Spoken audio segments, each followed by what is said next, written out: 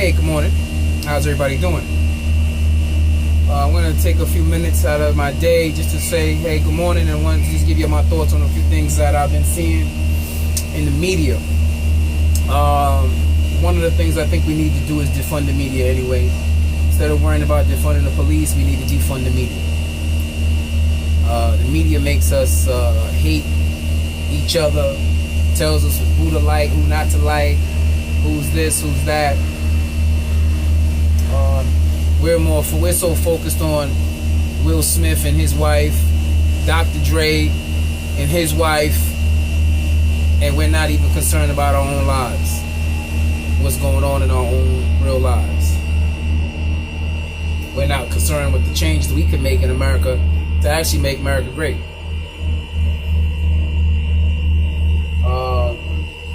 Before I go any further, I want to let you know I am a proud American.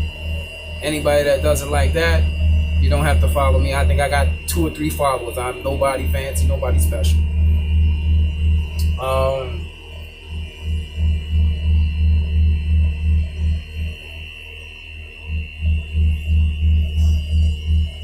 I talk a lot about accountability because I think that is the cornerstone of manhood.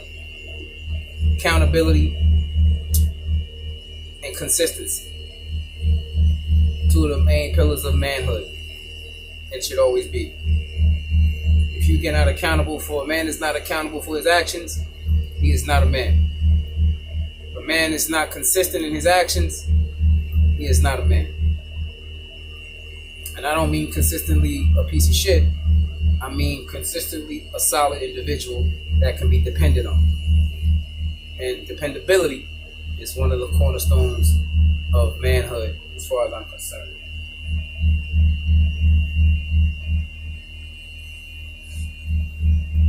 We live at a time now where those things are being eroded. Men are becoming victims day in and day out because the media is telling you to do so, to not take accountability for your behavior and your actions. The media is telling you that everybody in a uniform is bad. That's not true. Everybody in a uniform is not bad. The media tells you to hate somebody because they don't look like you. That's bullshit. The media is telling you what to think, what to eat, what to drink, where to go, what to believe. But no one is going out and actually experiencing life and going out and smelling and touching and feeling and getting experiences with their fellow human beings to make their own choices. We're living in a time where the more and more we're becoming unplugged and we're not actually going out and having human contact. And now that we're in this so-called scamdemic, as I like to call it, isolation is not normal for human beings. There's no surprise to me that we went right from out of a scamdemic into a situation where people started burning cities again. It's not surprising that the media fueled that nonsense. There's an old saying in the media called if it bleeds, it leads. The media has nothing positive to give to the human existence on this planet. And I think it should be defunded and abolished. People say, well, how do you defund the media? You stop watching it. You stop buying newspapers. You stop following these online subscriptions. You stop falling for clickbait. You stop TV shows that support these news media these news media outlets. We stop watching them. It's very simple. It's 4 or 5 people on all the news media outlets in the world. That's not good because there's no real point of views getting across of the regular person. I told a story the other day. I was at another post. I hope you guys can hear me with that fucking noise going on in the background. I can't control that. I was telling a story about a guy the other day that came to my job. He was at a post, and it's more of an outside post, and I had some makeshift kettlebells that I was working out with, trying to just keep active. You know, it was a long 12-hour post. It was to keep active, keep fit. You know, and this guy comes into the post when I'm checking vehicles as they come in, and you know, I had a sandbag out there as well, and it's a white dude in a pickup truck, big Confederate flag. He had a Trump stick on the back. The media tells me I should not like that man. He stopped. He said, "Hey, buddy, I see you get your workout on. I got some dumbbells in the back of the truck. If you want to borrow them while I'm gonna be I'll be here, and I'll come back before you leave, and I'll pick them up." I said, "Sure." I had no aversion to that. I got the dumbbells, and he came back around 12 o'clock, picked up the dumbbells, and you know, we talked about working out, diet. When he was, you know, he's a single dad, raising his 2 sons, trying to find a house somewhere out in Portsmouth, you know, in Virginia. And, you know, we had more in common than we didn't have in common. I don't have a problem with the Confederate flag. I don't have a problem with Trump. You know, and his Confederate flag wasn't even a question in our conversation. We talked about fitness. We talked about real estate. We talked about jobs and working and shit that working men talk about.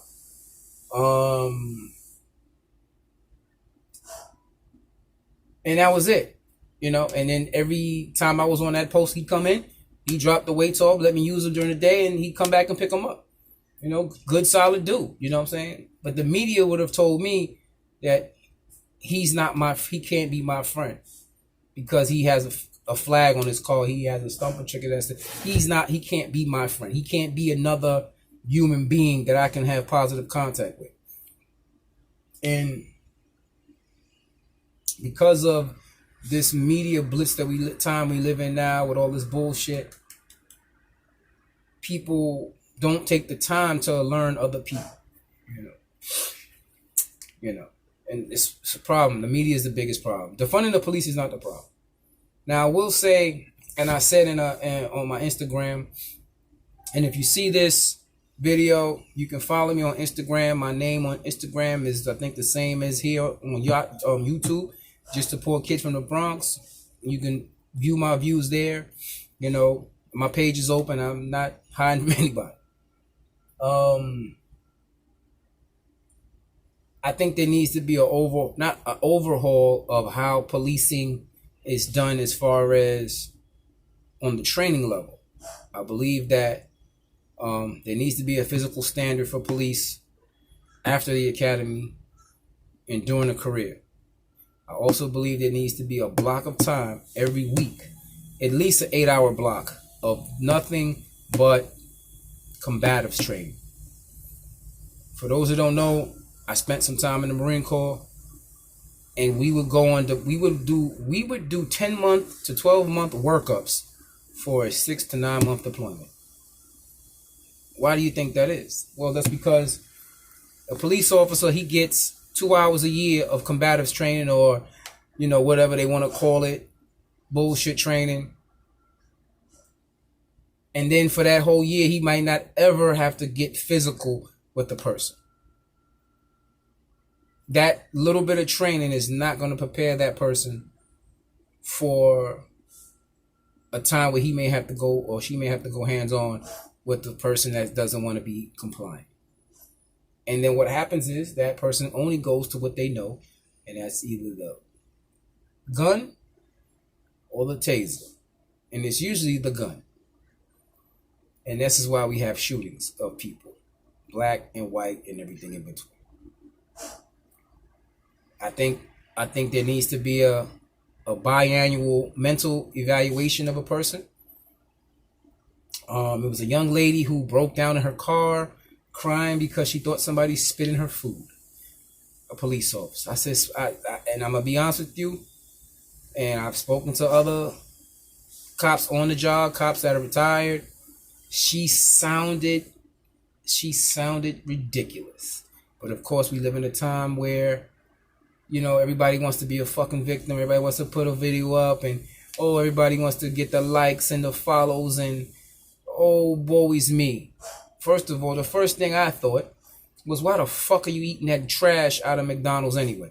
And I'm going to say exactly where she went, to a fast food restaurant. I think it was McDonald's. I'm not sure. But why would you eat that crap anyway? It's not even real fucking food, number one. Number two, you were worried about the Egg McMuffin being doctored with, but you still took the coffee. Come on, sweetheart. If you're that emotionally wrecked by what's going on, and I understand the police are not very well liked right now. The media bombards us with bullshit. I understand. You have to deal with this shit at work every day. I don't trust someone that's going to break down like that with a firearm, because in a stress-filled environment, she's probably going to shoot the wrong person or hit a bystander or put her partner in danger or not be able to rise to the occasion. If that little bit of stress inoculation got her, she definitely needs to go in and sit down with somebody, a therapist in the department, and see what's going on. It wasn't about that food. I can tell you that right now. You need to get to health and wellness of police officers on track. A lot of police officers don't have an outlet other than their job. Some don't have hobbies. Some, many are going through, situations at home. You know what I'm saying? And I'm saying these things not to give an excuse for officers that do things that are inappropriate or wrong. That's not my goal here. My goal is to make people understand that this is what needs to happen in policing, not a defunding. Now, I don't think police need AAV rolling down the fucking street. Not at all. Excuse my French. I don't think they need AAVs or armored personnel carriers, but I do think there are specialized units within law enforcement, HRT teams, SWAT teams, ESU, reaction teams. Yeah, they need that stuff, because when they come in heavy, and they not coming to lose, and they coming to help people. I think there needs to be a basic combatives program that is mandatory. If you do not want to do it, you can retire, you can quit, you can find other work. Period. I think once the physical fitness standard rises and is maintained at a high state of readiness with some combatives, I think shootings will go down. Shootings will go down. Outlawing firearms is not going to be the answer, because outlawing the chokehold is not going to be the answer. It's not the chokehold that's the problem. The problem is the people that are using it do not know what the hell they're doing. A properly trained practitioner of jiu-jitsu can put you in a sleeper hold, chokehold, and put you to sleep and wake you up, and you'll be refreshed, ready to go back to your day. The problem is they're cutting off airflow instead of blood flow. But again, they don't know how to use the chokehold properly. And I've said this before.